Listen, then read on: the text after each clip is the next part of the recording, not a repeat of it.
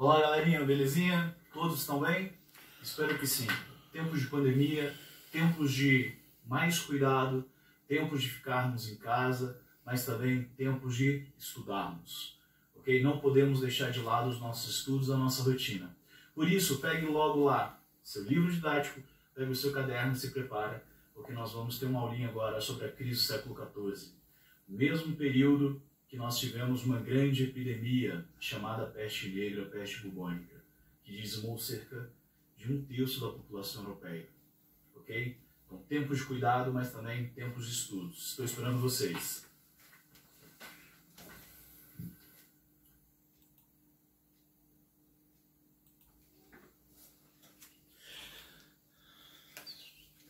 Vamos lá, galerinha?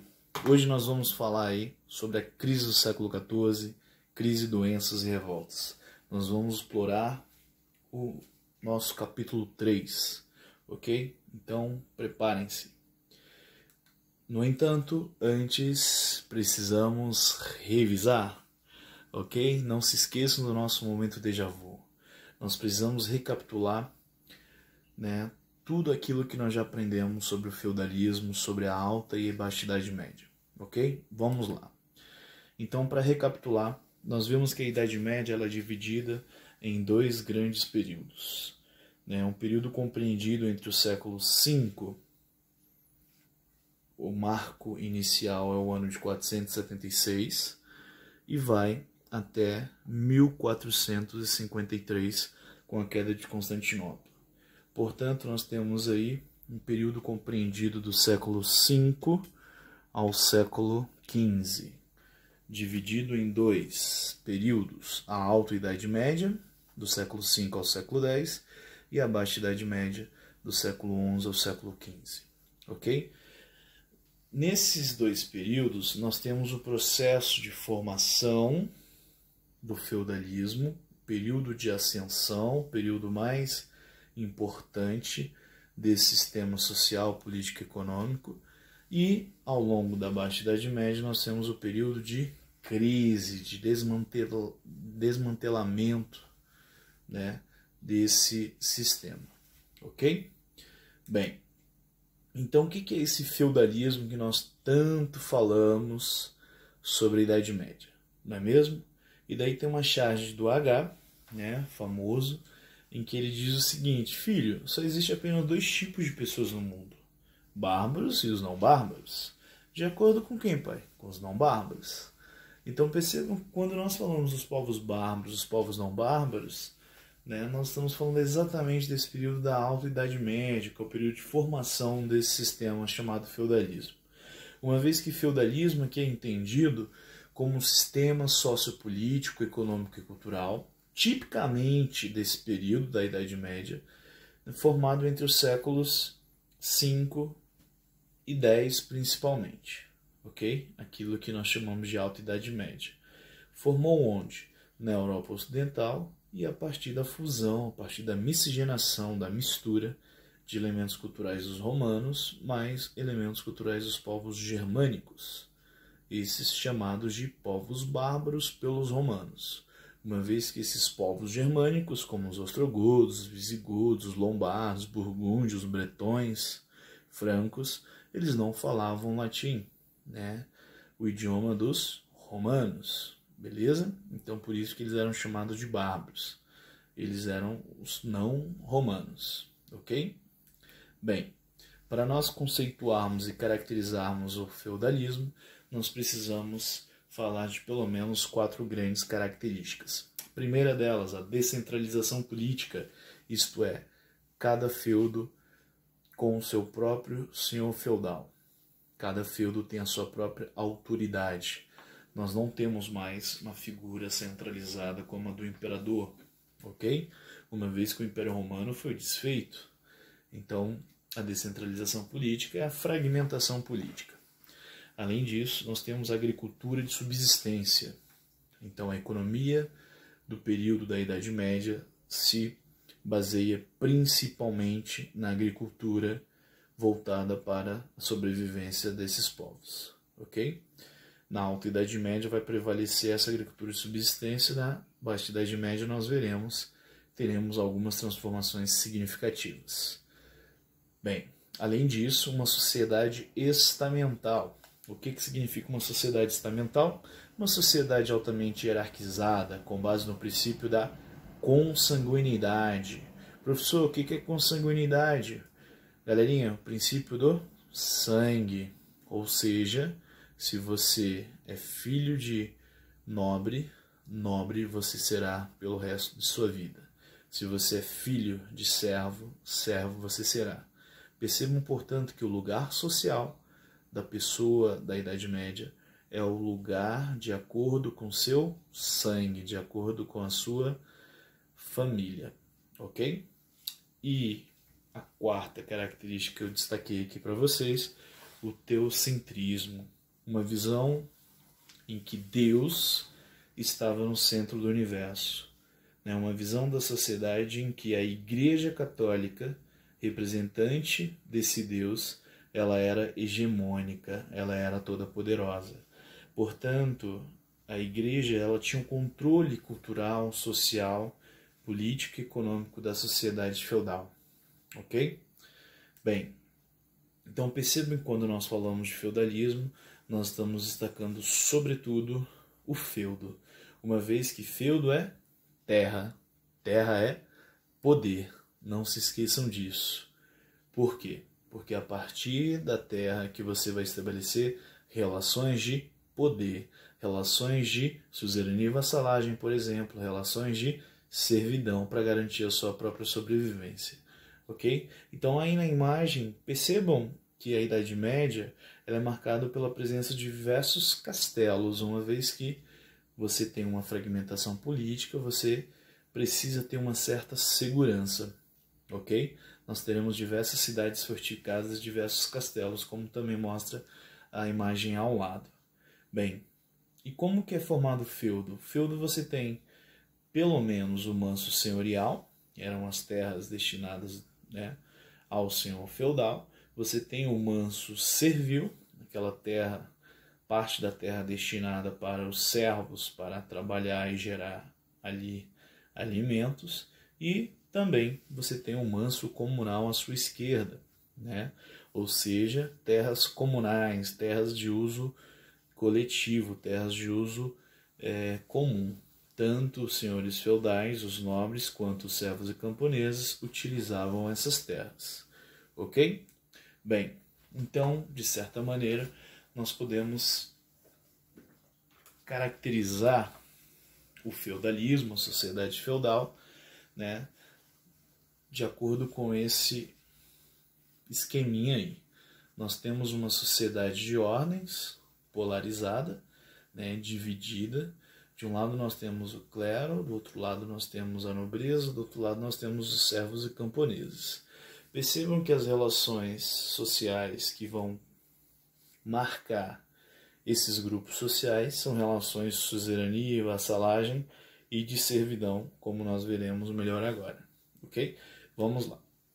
Bem, a primeira observação que eu faço dessa sociedade feudal é que ela é uma sociedade de ordens, isto é, uma sociedade bem hierarquizada, bem dividida, de acordo com a sua ordem social, de acordo com o seu lugar social.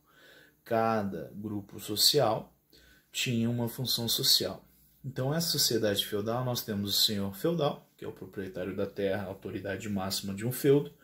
Nós temos o clero, que representa os membros da igreja. E lembre-se, nós também temos uma hierarquia dentro dessa igreja. O alto clero, o baixo clero. Ok? Além disso, nós temos os nobres, que são os guerreiros, e os servos e camponeses. Bem, percebam que nessa sociedade feudal nós temos determinadas funções. Então, o clero são os que oram, a função religiosa, a função, né, intelectual, a nobreza, a função de guerrear, a função, portanto, militar de proteção do feudo, né, e também a função produtiva, uma vez que os camponeses e os servos eles são os responsáveis pelo trabalho, pela produção de alimentos, pela agricultura, por exemplo. Ok? Bem, Outra característica que nós falamos, e é importante ressaltar, a famosa suzerania e vassalagem. A relação de suzerania e vassalagem é importante destacar que é uma relação entre nobres, logo é uma relação horizontal. De um lado você tem um suzerano, esse suzerano ele vai te proteger, ele vai te auxiliar e ele vai te doar o uso de um feudo, vai te doar o uso de uma terra. Então esse vassalo é quem recebe esse feudo, é quem recebe essa proteção do seu suzerano. Em troca, esse vassalo ele vai jurar fidelidade, ele vai jurar serviço militar e, em alguns momentos, vai até aconselhar o seu suzerano. Percebam, portanto, que essa relação de suzerania e vassalagem é uma relação entre nobres, entre iguais. Ok? Os dois nobres são beneficiados. Aí eu coloquei uma breve historinha para ficar claro como ocorre essa relação. Você tem suzeranos e vassalos como membros da nobreza. Suzeranos doavam as terras, os vassalos as recebiam e prometiam fidelidade. Por meio dessa relação de cerimônia, onde o próprio nobre vai ajoelhar, vai entregar a espada ao seu suzerano como uma forma de entregar sua vida, uma vez que esse nobre ele era guerreiro, ele era responsável pela proteção do seu suzerano. Ok? Então ali embaixo nós temos um suzerano que vai doar a terra, em troca o seu vassalo vai jurar fidelidade. Beleza? Então veja que um nobre ele poderia ser vassalo de um senhor e suzerano de outro, porque é uma relação em cadeia. Ok? E mais uma vez destaca o poder da igreja. Tanto é que nesse momento, encontrei aí um documento que diz o seguinte: Deus quis que entre os homens uns fossem senhores e outros servos, de tal maneira que os senhores estejam obrigados a venerar e amar a Deus, e que os servos estejam obrigados a amar e venerar o Senhor. Percebam, portanto, que a própria religião ela vai ser utilizada para justificar o lugar social de cada pessoa. Ela vai ser utilizada para justificar o seu lugar social. Então, se você é nobre, tem uma bênção divina. Se você é servo camponês, também tem uma justificativa divina religiosa para isso. Ok? Bem, então mais uma vez, percebam como que a Igreja Católica ela tem um grande poder na Idade Média. Ok? Poder político, religioso, econômico e militar. Quando eu me refiro a poder econômico, eu estou falando ali da igreja como a maior proprietária de terras. Ela é a grande senhora feudal, ok? Bem, uma vez que ela tem terras, ela tem mais vassalos. Uma vez que ela tem mais vassalos, ela tem um poderoso exército. Logo, ela tem um grande poder militar, ok? Quando nós falamos de poder político, e daí é importante ressaltar a própria característica da igreja, Lembremos-nos que a igreja ela tem uma tendência à universalização do poder. Então, uma vez que ela tem um objetivo de ser universal, ela acaba se sobrepondo aos senhores feudais fragmentados, ela acaba se sobrepondo à região da Europa, por exemplo. Então, ela tem um caráter universal, ela se torna muito mais poderosa do que diversos senhores feudais isolados, por exemplo. Então, nós costumamos falar que a igreja ela tem um poder secular, é esse poder temporal, material, poder econômico, militar.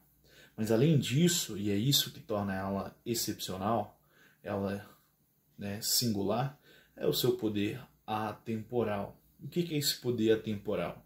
É o poder espiritual, é o poder religioso, é aquele poder que vai legitimar o poder da igreja, ok? Junto a isso, nós temos o poder intelectual, uma vez que a igreja ela detém conhecimento e por meio desse conhecimento, conhecimento das leituras sagradas, conhecimento do latim, tendo o próprio clero como a única classe conhecedora desses manuscritos, conhecedora dessa teologia, É esse poder intelectual, portanto, da igreja que vai assegurar o seu monopólio cultural. Um monopólio cultural também caracterizado com a produção de justificativas sempre religiosas para qualquer questão que surja na sociedade. Então, de uma forma resumida, nós podemos dizer que o poder da igreja na Idade Média sintetiza, né, no teocentrismo, uma visão da sociedade em que Deus é o centro do universo, tudo perpassa pela explicação da religião, né, e uma vez esse teocentrismo se baseia na fé, se baseia na religião, e a fé é indiscutível, né, assim como os dogmas, aquelas verdades ditas pela igreja. Logo, a igreja ela não pode ser questionada. Uma vez questionada, ela vai considerar você um pecador, um herege, que deve ser punido. A igreja ela é baseada na fé, ela é baseada no dogmatismo, ela é baseada na visão de que Deus é o centro do universo. Ela não pode ser questionada. Então percebam que facilmente a igreja vai construindo um poderoso império, uma vez que ela tem poder econômico, militar, político e intelectual. Ok? Bem, no entanto, a partir do século XI, naquilo que nós chamamos de Baixa Idade Média, nós temos algumas transformações significativas na Europa feudal. Ok? Bem, nesse período da transição da Alta para a Baixa Idade Média, nós temos aí alguns acontecimentos importantíssimos. Gostaria de destacar o próprio renascimento comercial e urbano, por sua vez, né, vai gerar o surgimento de um novo grupo social que vai ser decisivo a partir daí, vai marcar, por exemplo, toda a Idade Moderna, que é a burguesia, assim como, né, as cruzadas que foram decisivas para a Baixa Idade Média. Ok? Vejamos melhor cada um desses aspectos.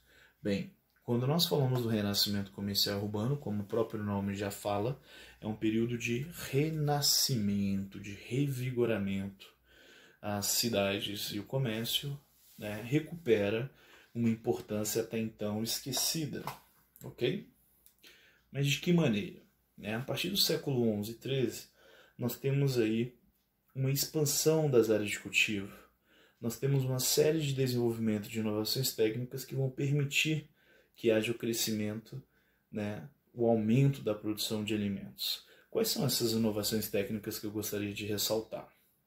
A charrua, né, a charrua vai ser um grande evento, porque a partir do momento que a lâmina passa a ser de ferro, a capacidade de perfuração, assim como a resistência, é bem maior. Então, você consegue aumentar a produção. Assim como o próprio sistema de rotação trienal, você gera, né, um certo cuidado com o seu solo, consequentemente, aumenta a sua produtividade. Ok? Uma vez que a rotação trienal ela propõe uma diversificação do seu solo, um cuidado maior com a fertilidade desse solo. Assim como um novo modo de atrelar o cavalo usado para puxar o arado. Né? Até então usava principalmente o boi, a partir de agora o cavalo ele vai ser utilizado, o que vai aumentar a velocidade, e além disso o próprio, né, arreio não vai ser mais no pescoço, uma vez que enforcava os cavalos, e sim na parte frontal aqui do lombo do cavalo, no peito do cavalo. Ok? Assim como outro grande avanço nesse período, o aprimoramento, a difusão de moinhos. Percebam que o moinho ele vai conseguir produzir grãos muito mais do que o trabalho manual de uma pessoa, por exemplo. Ok? Isso é extremamente significativo. Percebam, portanto, que essas inovações técnicas a partir do século XI, todas essas que nós destacamos, vai gerar uma produção cada vez maior. Uma geração de alimentos.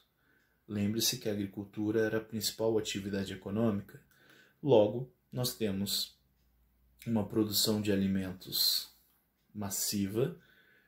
E o que você vai fazer com esse excedente de alimentos? Você vai comercializar, ok? Então percebam que o renascimento comercial e urbano está atrelado a todas essas características mencionadas, a todas essas mudanças na Europa feudal, beleza? Bem, além dessas inovações e do crescimento da produção de alimentos, nós temos também um crescimento demográfico considerável, muito significativo, como o gráfico mostra.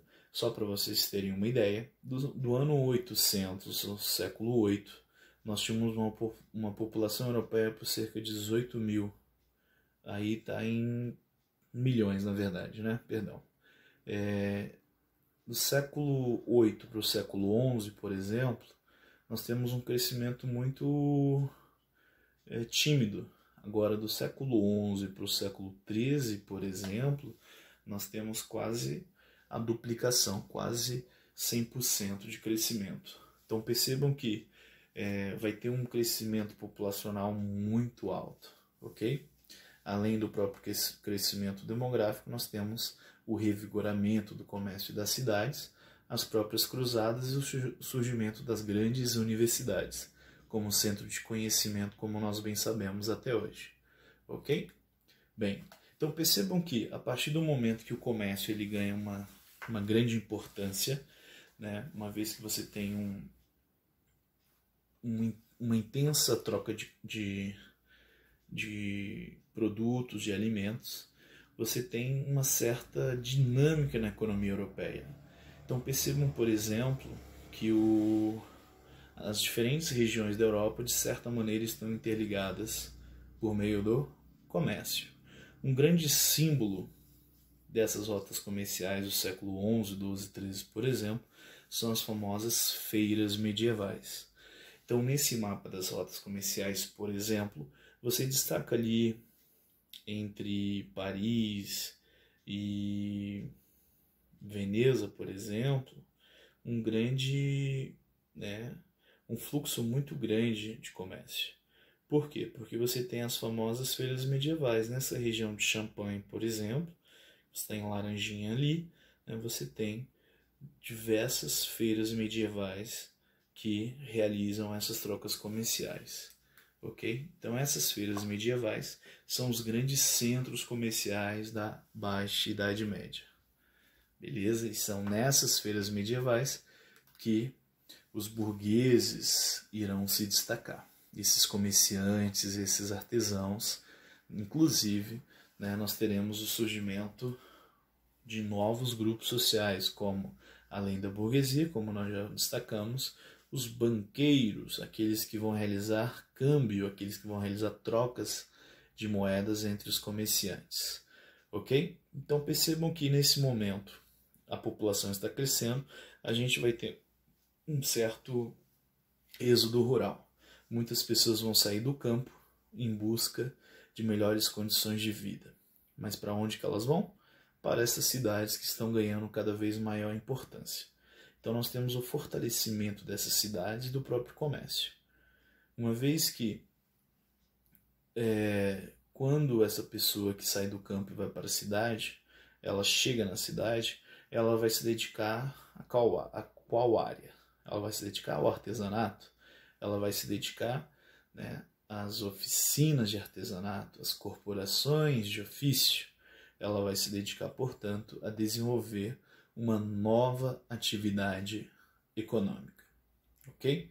Então percebam que, além do comércio, nós temos também o artesanato ganhando uma certa atenção. Beleza?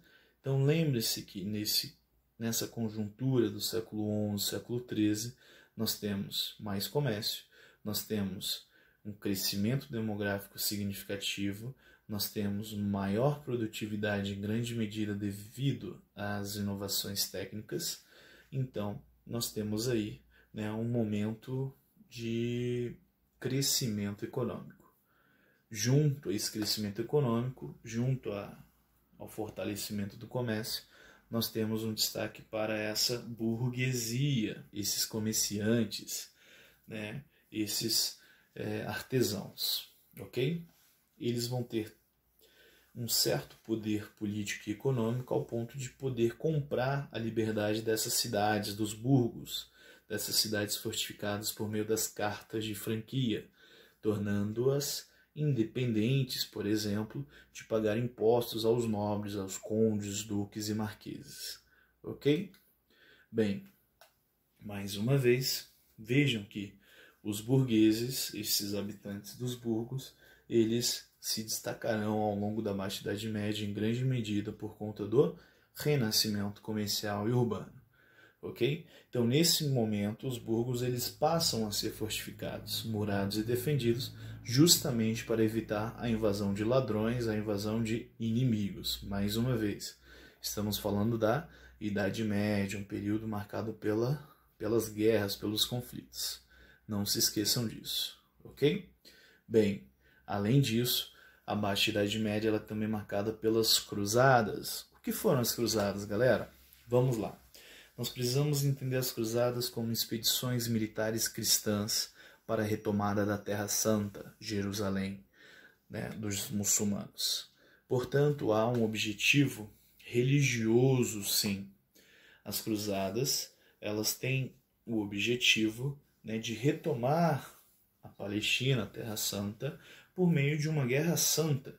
Então, o próprio Papa Urbano II, desde o Concílio de Clermont-Ferrand, que ocorreu em 1095 na França, ele vai convocar os cristãos europeus, os cruzados, para libertar essa Terra Santa desses infiéis, como eram chamados os próprios muçulmanos. Percebam, portanto, que os cristãos queriam continuar suas peregrinações rumo à Terra Santa, onde estava o Santo Sepulcro de Jesus Cristo, ou seja, o túmulo de Jesus Cristo, mas ao mesmo tempo queriam expandir o cristianismo para além das fronteiras europeias.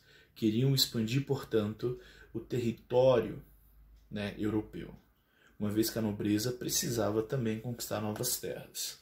Uma vez que o filho, que não era primogênito, ele não tinha terra alguma, por exemplo. Lembre-se disso, ok? O filho primogênito dos nobres, por exemplo, tinha uma certa vantagem. Já os outros deveriam ir em busca de construir as suas riquezas. Além disso, há um grande interesse comercial, uma vez que as cruzadas poderiam permitir a reabertura do mar Mediterrâneo ao comércio.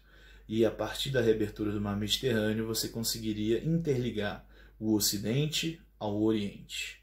Ok? E por último, você tem uma proposta de controle populacional, uma vez que por meio das cruzadas, por meio das guerras, você tem um certo equilíbrio da população, uma vez que você tem um aumento maior da taxa de mortalidade e um crescimento, né, significativo da própria população.